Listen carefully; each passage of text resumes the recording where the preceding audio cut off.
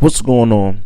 It's Astronaut H, and this is the What More Do You Want Network. Now, this video is a continuation of the series of videos I've been releasing, and that's asking the question, how many games will this NBA team win? And in this video, I will be discussing the Golden State Warriors. As we all know, the Golden State Warriors ended up being last year's NBA champion. And honestly, in the beginning of the season, I did not see that. I did not see them, being that good or good enough to actually win a title. Of course, they did go 53-29 in the regular season. But again, during the season, they just didn't look as dominant as other teams in the West, even other teams in the East. I had Phoenix above them. I had also Milwaukee above them, and I also had the Nets above them going into last season. But again, things shook out the way they did, and we seen a version of the Warriors where we've been accustomed to over the last, I want to say, 6, 7, 8 years. So when you look at their team as a whole and you say, okay, what's next, right? You look at their roster and you say, what's next? So, of course, we all know at the top of the food chain, you have a coach in Steve Kerr who gets the best out of players, and, can game plan with some of the best coaches. I know a lot of people still think he still believes he inherited Mark Jackson's team, but again, he did something that Jackson couldn't do, and that was get them past, the hump in winning championships and being title contenders year after year. Now, when I look at the Golden State Warriors, I'm always going to say, okay, what are they going to do as far as roster moves, or what, current players are going to make that next jump? When I mean that next jump, I look at guys like Dante DiVincenzo. I look at guys like Jonathan Kuminga. I look at guys like Mac McClung. I look at guys like Jordan Poole, who I believe with, losing a Gary Payton II and losing Juan Toscano Anderson, it's going to be a lot more for Jordan Poole to do offensively. Klay wasn't there during the early parts of the season, and you were able to see what Jordan Poole was capable of doing. Like, Poole was, in my opinion, he should have been most improved, but they ended up giving Ja Morant the award. But in the end, I think he has another level to go up. I believe he has another level to elevate his game. I like Jordan Poole a whole lot. Also, we've seen a version of Andrew Wiggins that I think a lot of people who may have not watched him over his time in the league or at his time in Minnesota in the early days, and but Andrew Wiggins is a very, very consistent player, not only offensively, but he's one of the better defensive wings we have in today's NBA. And that went without question when you looked at the series versus Boston in the finals. They're putting him on Jaylen Brown. They're putting him on Jason Tatum. And it wasn't like they was getting the best of him, but it was a battle night in and night out. Of course, we have Klay Thompson, and we know what Klay brings to the table. Klay, and people might think I'm wrong for this, but when Klay is hot, he turns into a proverbial microwave. Like, I'm talking about, like, the way he gets instantly hot, it's insane to me. I look at him and I say he shoots the ball not as great as Steph, but I mean, if Steph is 1A, you have to say Klay is like 1B or 1A2, or because when he let it fly and he's hot, man, it's just amazing how good they both can shoot the ball, and when they're both healthy and together, man, it's it becomes something that you want to, you want to see. And then another player that I don't think people are going to, give a lot of credit to because he hasn't played, but he's still young and he still has ways to go. He played during the summer league, which I enjoyed, and that's James Wiseman. Listen, if Weissman comes back and he has a chip on his shoulder and he has something to prove and he has something that he wants to show off. I mean, I seen him during the summer league and he looked like he added some things to his game.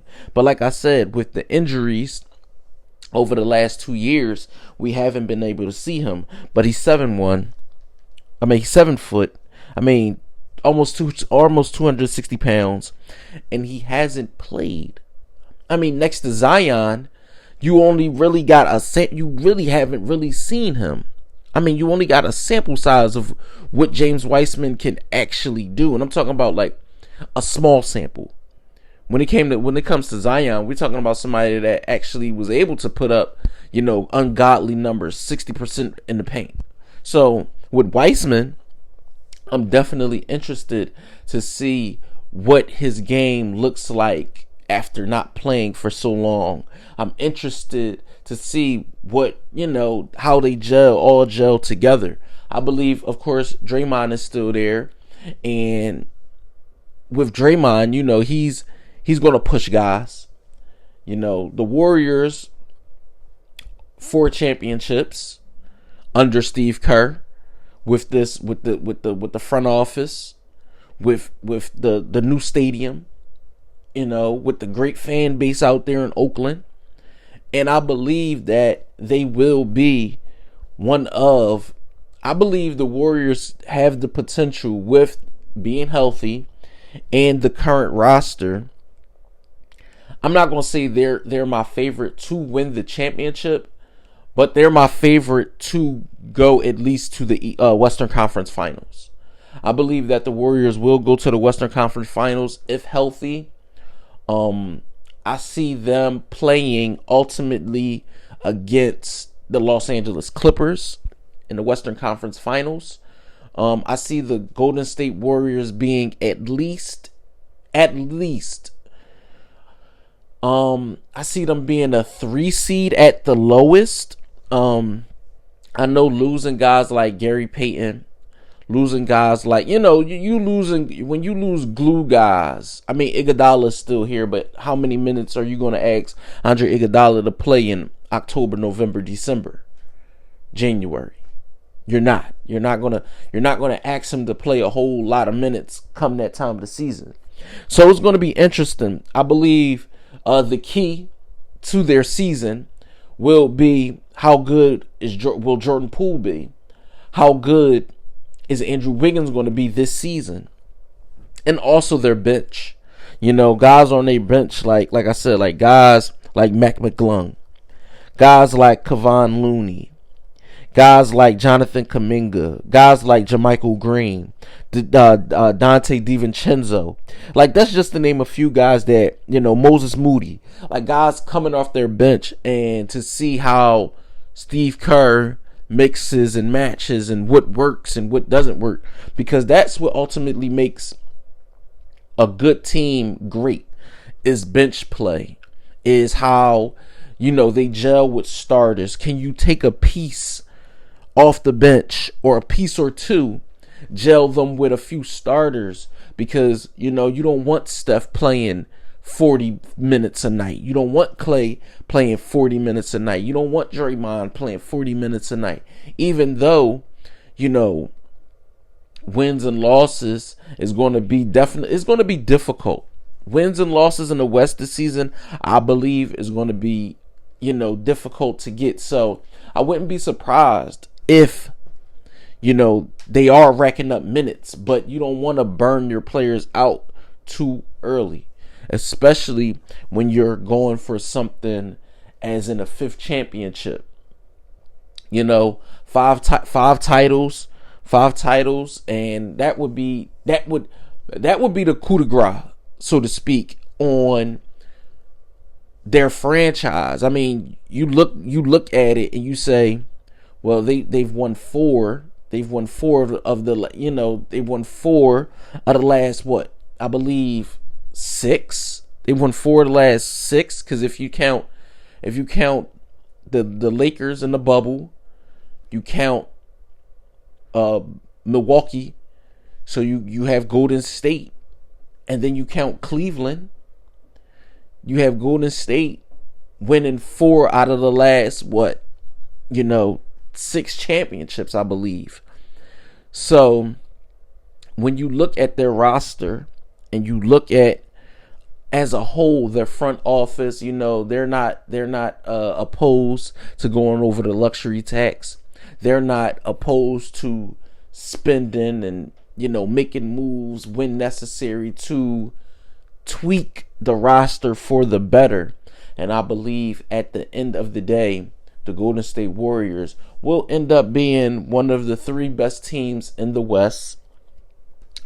I believe their record will be around 50. I believe they can win 50 games. Like I said, barring any type of injuries, staying healthy, Steph shooting the way he does, Klay coming back in the fold and being 100% healthy, Andrew Wiggins coming back, Jordan Poole showing and proving on what he did last year, and at a time where you look at other teams in the West and you say, how do they match up? The Warriors match up well with all the teams in the West. It's going to be interesting to see how everything unfolds, especially when you look at the landscape of the whole entire league. And everybody is going to be gunning for them. And we will see how things pan out opening night, ring night for them. And we'll see. It's going to be a lot made on that first game. But again, it's an 82-game season. I see the Warriors at worst being a 3rd seed out there in the West. Ultimately going to the Western Conference Finals. And yeah, that's what I think. That's my opinion. Let me know what you guys think in the comments down below. Do you guys see the Warriors winning less or more games than they did a year ago? Do you guys see them ultimately competing for the NBA championship? Let me know. I would love to hear from you guys. As always, I appreciate everyone tuning in. Don't forget to like, subscribe, hit that notification bell so you can know anytime a video is being uploaded to this channel. It's Astronaut H.